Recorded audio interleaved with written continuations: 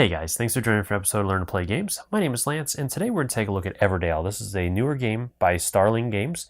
It is a 1 to 4 player game that takes roughly 45 minutes to an hour and a half to play, and it is a competitive game, so each player is going to be working against the other players to get the most points to be the overall winner at the end of the game. So in the game itself, the players are going to be playing leaders of a critter race, and they're trying to expand and build new cities. So throughout the game, the players are going to be gathering different cards and resources to build those cards into their city and to get points for those cards at the end of the game. And the player that's able to do that the best will be the overall winner of the game. So my opinions on this one, I have had an absolute blast with this one. I found this one at Gen Con last year, and it was sold out pretty much most of the show. And I can see why. The game itself, the production on this game was phenomenal. Everything from the way that the art is to everything is just beautifully done and really stands out, especially the collector's edition comes with all these little enhancements, metal coins, and all kinds of different things to really add to the game and the immersion of that game. So I would highly recommend checking this one out if you get a chance to, if you're into these type of games. I really enjoyed it myself. Obviously, it's a 1 to 4 player game, so you can even play this one solo with some solo rules, which really adds to the replay of it as well. And like I said, I had a really good time with this one. There's a lot of different strategies to this one, and it's not complicated. That's the really nice thing about this. They were able to get a lot of strategy within a game without making it super complicated, which is a lot of fun. And it really does add to that replay, as depending upon what kind of cards come up and how you play them and all kinds of different things, every time you play, you're going to have different configurations or different cities or different things within those cities, which is really, really cool. So like I said, I would highly recommend checking out this game if you guys get a chance to. And of course, these are just my opinions. I'd love to hear you guys as well. Is this one that you guys have played or enjoyed? Let me know in those comments below what you thought about it as well. And if you enjoy these videos, if you like what I do, please consider that like button, subscribing to my channel so I can continue to grow and bring these games to you guys. And if you want to get notifications anytime I release new content, also consider ringing that bell. That way you get an email every single time I release something new, so you can come and check it out right away. So let's head to the table, and I'll teach you guys how to play. The first set of cards we're going to look at are construction and critter cards. On the side panel of each construction and critter card are going to be the costs and resources to build that card. So for constructions, it'll be different resources, and for critters, it'll either be berries, or if you already have the listed construction built in your city, then you can build the critter for free. And I'll show you how that'll work a little bit later. Then we have the name of the construction, and directly underneath that is the type or classification of that card, which there are 4 different ones. We have common and unique constructions, and common and unique critters. And you can have as many common critters and constructions as you want in your city, but you can only have one of each type of unique critter or construction. So for example, with the clock tower here, we can only have one clock tower in our city. We can only have one queen in our city. Moving over, then we have the number of victory points that this card is worth at the end of the game. Underneath that are the abilities or actions of that card, and I'm going to explain how this works a little bit more in a minute. And then finally, with the construction cards, you're also going to have in the bottom corner the listed critter that that card can build. So for example, with the clock tower here, we can build a historian for free.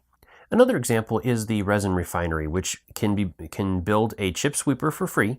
So if we have a chip sweeper in our hands or in the meadow, we can place an occupied token on there, which means that you can only use each building once to build a critter for free. After that, when there's an occupied token on there, you cannot do that again. And then the final thing I want to go into are the card types, which there are 5 different types, and they're each color coordinated as well. So we have the Tan Traveler, which is going to activate once immediately when played, and then it's never going to activate again. Then we have the Green Production.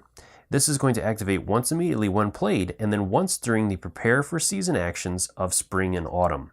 Next, we have the Red Destination, which activates when a worker is placed on it. Cards with the open symbol may be visited by opponents, and I'm going to cover that more in just a second. Then we have the Blue Governance, which grants you bonuses after playing certain card types and offers different ways of playing cards for discounts. Then we have Purple Prosperity, worth the base points and the listed bonus points at the end of the game. Moving back up to the Red Destination, these cards are going to have a location where you can place a worker to activate the abilities listed underneath. And there will even be some destinations that are going to have an open sign for the construction, where an opponent can place one of their workers in there and gain the bonus. But when they do, then the player will also receive 1 point from the supply. And I'll show you guys that more later. The other 2 sets of cards you're going to be working with throughout the game are the forest cards. Each of these cards will have a location for you to place a worker on it. In the second location, each of these cards will only be used in a 4-player game, as it shows the little 4-player icon on it. When you place a worker in this location, you'll get to gain the benefits of that location. So for example, with this one, you'd receive 2 berries and 1 card. With this card down here, you would discard up to 3 cards, and then you're going to gain 1 of any for each card, which means that with each card you discard, you'll receive 1 of any resource of your choice from the resource supply for each card you discard. Then we have the special event cards. Each of these cards is going to list the requirement on the top of the card for things that you must have built in your city. So for example, with this one, you have to have a monastery and a wanderer built in your city before you can place a worker here. From there, then you would follow the directions on the card, and most of these cards you will receive points for at the end of the game. So this one is Path of the Pilgrims, and it will give you 3 points for each worker in your monastery. Now, there are other cards that will also have additional costs for them when you place a worker there. So if you can't meet those costs as well, then you cannot choose to place a worker here to archive it. For example, with this one, it says, when archived, you're going to have to pay 2 berries and discard 2 cards from your city. And at the end of the game, this will be worth 6 points. So if you are not able to meet both those requirements and the top requirements, then you are not allowed to try to claim that special event. So the last thing I want to go into before moving into setup is the game board itself. So in the bottom corner here, we have the journey location, which can only be used in the autumn round or the last round of the game. And by placing a worker on one of these locations, you're going to send them on a journey.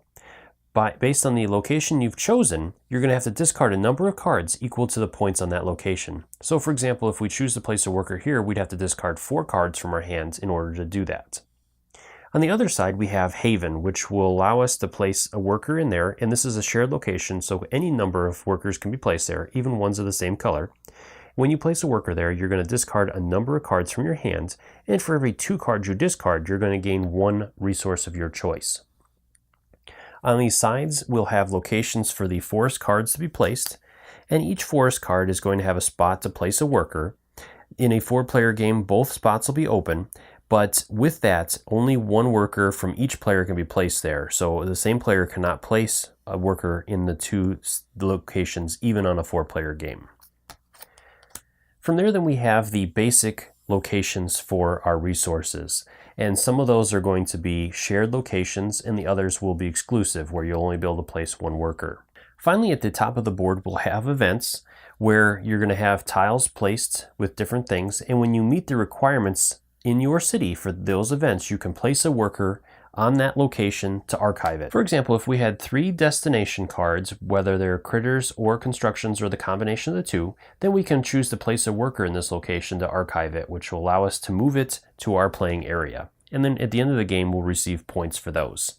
And as you can tell, once you remove the token, only 1 player can claim each of these event locations. To set up the Evertree, first you're going to go ahead and assemble it as shown in the rulebook, and then you're going to grab the special event deck, shuffle it up, and deal out 4 cards on the lower branches. From there, then each player is going to choose a color worker that they want to have for the game, and then they're going to take 4 of those workers and place 1 of them in spring, 1 in summer, and 2 in the autumn section, which they'll gain later on as the game progresses. For the remainder of setup, you can go ahead and place the Evertree out that we've already set up on the stump location on the board. Then you can grab the forest deck, go ahead and shuffle that up, and place out a number of cards based on the number of players. For a 2-player game, you're going to place out 3 cards, and for a 3 or 4-player game, you'll place out 4 cards. The remainder of these cards can be returned to the box, as you will not use those for the rest of the game. And the same goes true with the special event cards. You can return those to the box as well. You'll only use the 4 that are on the tree. Then you can grab the 4 basic event tiles and place them out as well. You can also place out all the resources. So we'd have stones going here. We'll have berries up there, twigs over there and resin over here. For this game, I'm going to go ahead and use one of the Crystal Fortress medium pod trays. Now, these are trays that were given to me to do some videos on before, but I have really enjoyed these trays, and I really like the way that they keep everything organized, so I'm going to continue using them in some of my videos going forward here. But like I said, you can check out these trays in the description as well, and like I said, for my video here, I'm just going to use the tray to keep everything off the board and organized. The next step is to go ahead and grab the critter and construction cards, give them a shuffle. It's a big deck, so you're going to have fun with that. And then you can go ahead and place out the first 8 across the meadow. And then before putting them under the tree, the last thing we're going to do is choose the starting player and then give each player a number of cards. So we'll have our white player over here be the starting player, and so he's going to receive 5 cards from the deck. From there, then each player in clockwise order will receive 1 additional card. So our second player over here would receive 6 cards. And if we had a third player, he would receive 7, and our fourth player would receive 8 cards. Any remaining cards will be placed underneath the tree. Play is going to start with the first player and proceed in a clockwise manner around the board, with each player taking a turn. During each player's turn, they get to perform 1 action from a list of 3 different ones, which is to place a worker, play a card, or prepare for season. And I'm going to take you through each one of these in more detail. The first option for an action that we're going to look at is placing a worker. So starting with our first player, we're going to go ahead and look at our cards and kind of develop a plan of action for what we want to start working on. But we're going to need resources for anything. So by placing a worker, somewhere on the board we're going to gain resources for it based on where we place it. We can place them in one of the basic locations to gain resources from there, or one of the forest locations or haven to gain things from that as well. So let's go ahead and place him down here, in this spot here, which is an exclusive spot, so only 1 worker can be placed there, and he's going to gain 1 twig, 1 resin, and a berry to add to his supply. From there, his turn would be over, and we would move on to the next player to take their turn. Moving over to our second player over here, let's look at another example of this. So he's going to look through his cards and decide what he wants to do. So he's going to go after some resources as well. He'll place a worker here to gain 2 twigs, and then he'll also get to draw a card as well.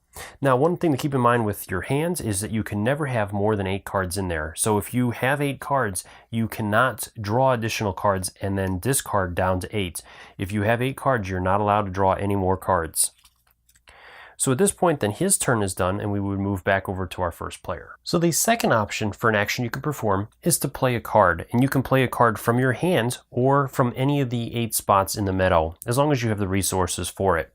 So with our player over here, we're still short a little bit on the resources, but let's go ahead and say for this example that he also had a stone.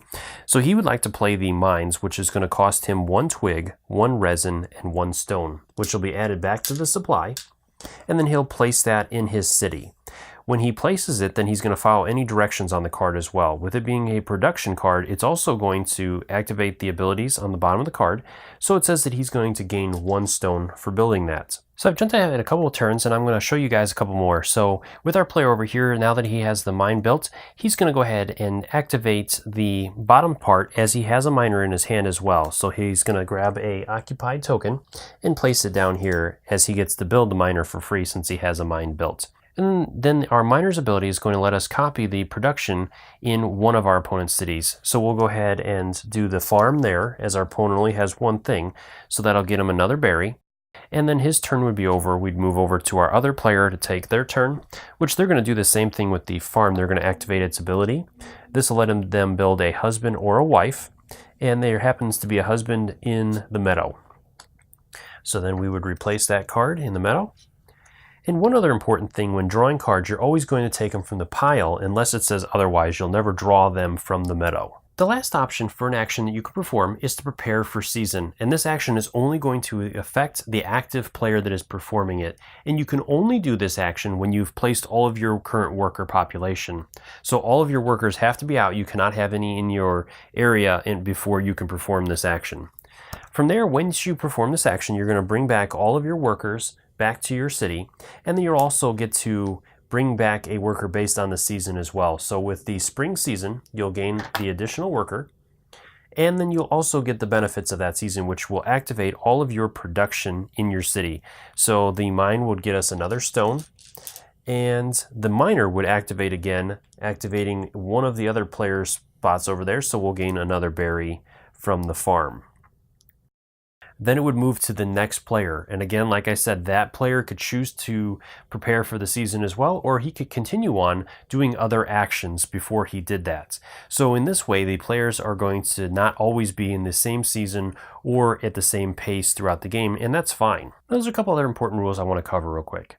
So the first one is that each player's city can only have a maximum of 15 cards in it.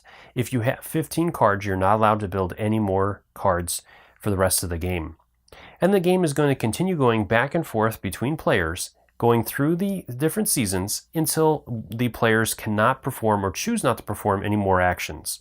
At that point, then we would move into a scoring round where each player is going to score all of their points, as you guys are going to see here in a minute, and the player that has the highest total will be the overall winner of the game. So the last step in the game is scoring. So each player is going to total up all of their points, and the player that has the highest amount will win. So I'm going to take you through one example of scoring, as there is a fair amount to it. So with this, the first thing I would recommend doing is going through all the cards and counting up all the points on the side of the card. So we have the miner, which is worth 2, 3, 4, 5, 6, 7, 8, 9, 10, 12, 13, 16, 20, 21. This pair is worth 3 points, so that's 24, 28 points. Then we're going to total up all of our points on the sides. So we have 3 points here, 4, 5. Each of the berries is worth 2, so that's 11, 14. And then we also have 5 points as we sent one of our guys on a journey. So that's 19 points. So that'll give us a total of 47 points. From there, then we can go into the cards themselves and determine if any cards give us additional bonus points. So we have the school here, which is going to give us 1 point for each common critter in our city. So we have the mole for 1, and the barge toad for 2, pigeon for 3, teacher for 4, and our husband and wife are each common, so that's 5 and 6 points. So that'll give us 6 more points. So that'll put us up to 53. Then we'll continue on and see if we have any other cards. So we have the theater, which will give us 1 point for each unique critter. So we have the doctor and Hysterian, so that's 2, and the bard is 3. And that is it.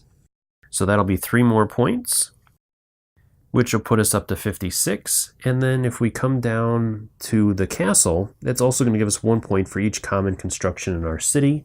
So let's see, we have 1 for the mine, 2 for the inn, 3 for the farm, 4 for the storehouse, and that's it. So 4 more points. So that'll bring our total to 60 points. We won't get any additional points for any of the other resources we have unless there's other cards that grant that, which our player does not. So our player's total for the end of the game is 60 points. And then, like I said, you'll compare that total with each other player's total, and the player that has the highest total will be the overall winner of the game. Well, I hope you guys found that video helpful. As always, if you have any questions or comments, please leave those in the comments section below, and I'll do my best to answer them. As always, thank you guys so much for taking the time to watch my videos and leave me feedback on them. I do really appreciate it, and I do try to take into account everything you guys say to make the best possible videos. And if you want to stay up to date on all this stuff, please consider subscribing to my channel and hitting that like button, as it's going to help me to continue to grow. And also consider ringing that notification bell so you get notifications anytime I release new content. So until next time, I will see you guys later.